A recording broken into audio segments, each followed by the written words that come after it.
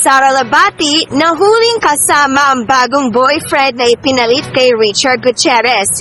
Ibinahagi ng isang netizen kay OG Diaz ang larawan kung saan namataan daw si Sara Labati sa isang restaurant sa Hong Kong nito lamang mga nakarang araw kung saan kumakain ito at may kasamang isang foreigner.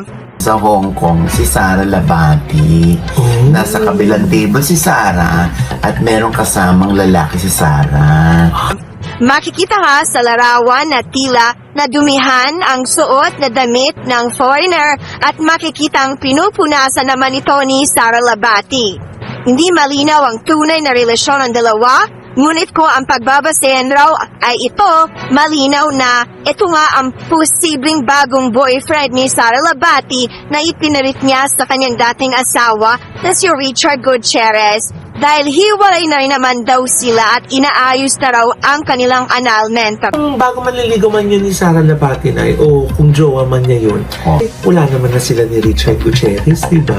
Tapos diba yung annulment case nila nasa korte na?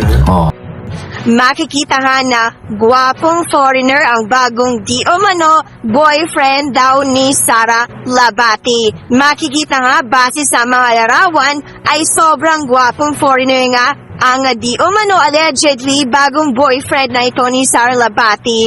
Ngunit wala pang inilalabas na pahayag si Sara Labati tungkol sa kanyang di umano bagong boyfriend na ito. Ano sa tingin ninyo?